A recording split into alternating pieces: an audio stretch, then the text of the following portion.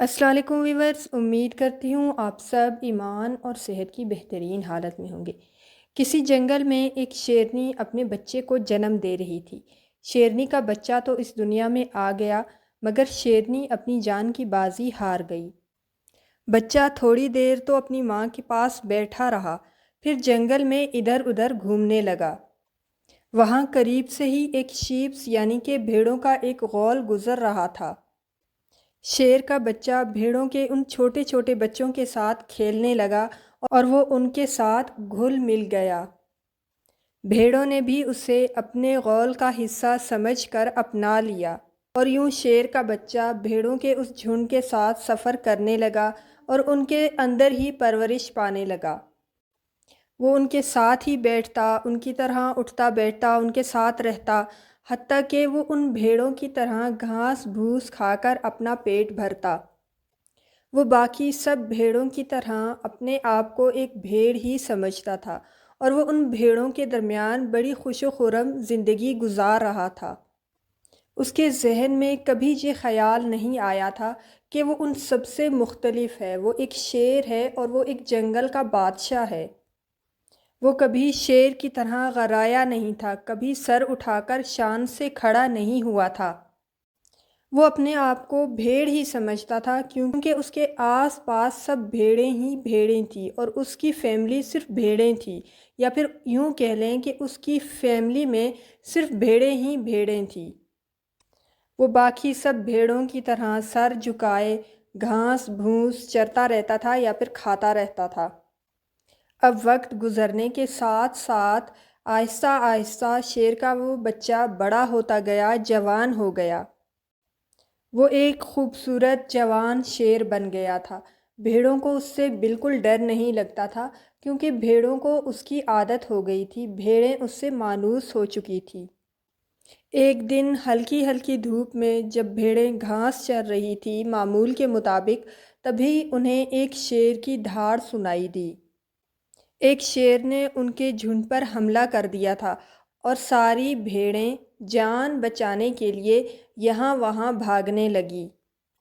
شیر کا وہ بچہ جو ان کے درمیان پلا بڑا تھا، وہ بھی ان کے ساتھ بھاگ رہا تھا۔ وہ بھی اس افراتفری میں گھبرا گیا تھا، یا پھر وہ بھی اس افراتفری کا حصہ تھا، کیونکہ اسے یہ ڈر تھا کہ اب شیر اسے پکڑ کر کھا جائے گا۔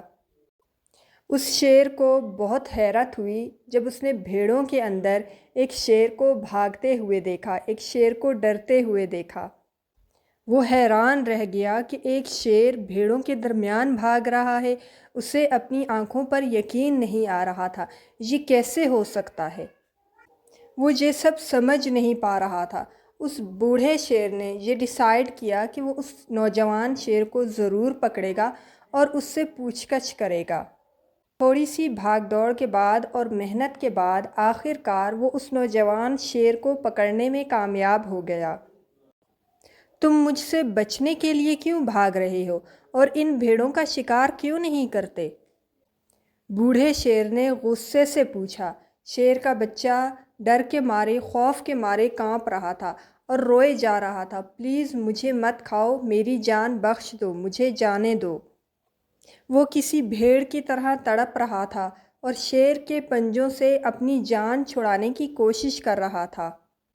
کافی دیر تو بوڑھے شیر کو کچھ سمجھ نہیں آ رہا تھا کہ وہ کیا کرے۔ نوجوان شیر اپنے آپ کو بھیڑ کیوں سمجھ رہا ہے؟ پھر اس کے ذہن میں ایک آئیڈیا آیا۔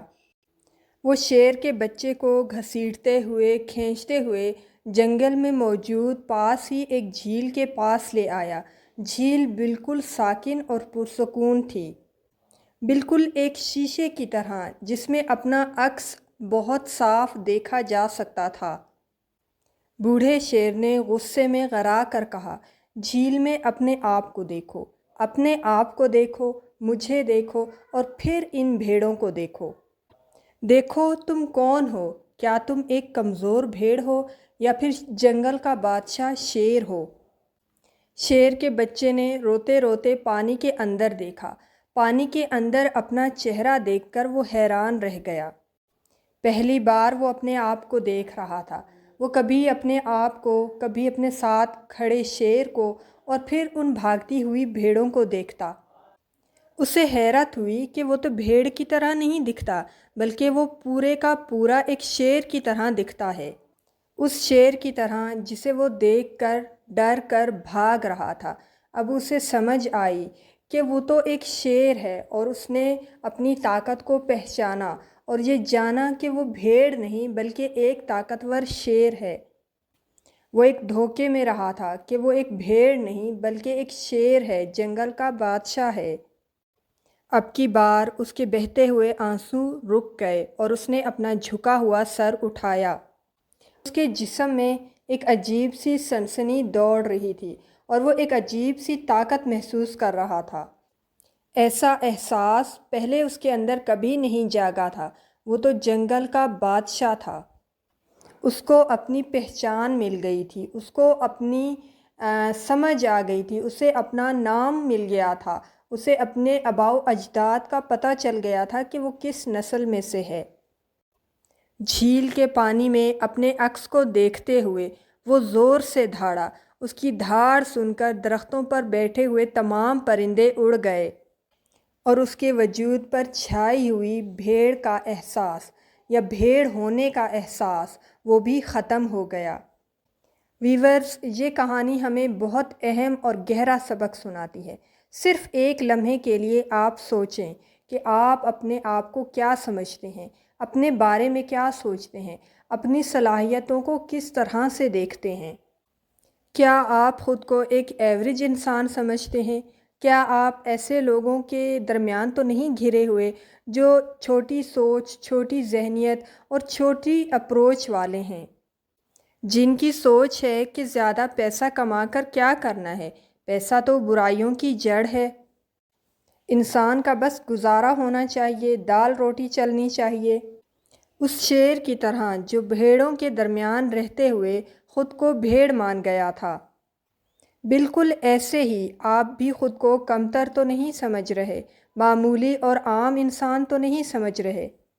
آپ بھی اپنے آپ کو غیر معمولی اور غیر اہم تو نہیں سمجھ رہے۔ ویورز، اپنے آپ کو ایسے لوگوں سے الگ کریں، اپنی پوٹینشیل اور اپنی صلاحیتوں کو پہچانیں، یہ سمجھیں اور یہ جانیں کہ آپ اس دنیا میں کچھ کر دکھانے کے لیے پیدا ہوئے ہیں۔ اس دن سے ہی آپ کی زندگی بدلنا شروع ہو جائے گی۔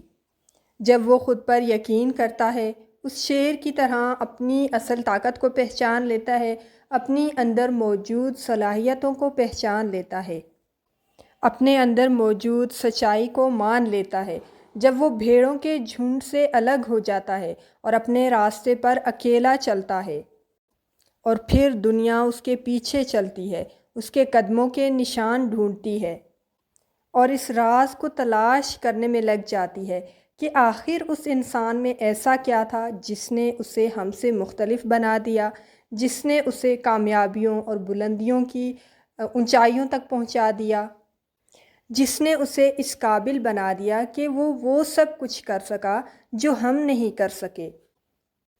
ویورز، اگر اس چھوٹی سی ویڈیو سے آپ کی لائف میں کوئی پازیٹیوٹی ایڈ ہوئی ہے، کوئی ویلیو ایڈ ہوئی ہے تو چینل کو ضرور سبسکرائب کر دیجئے گا۔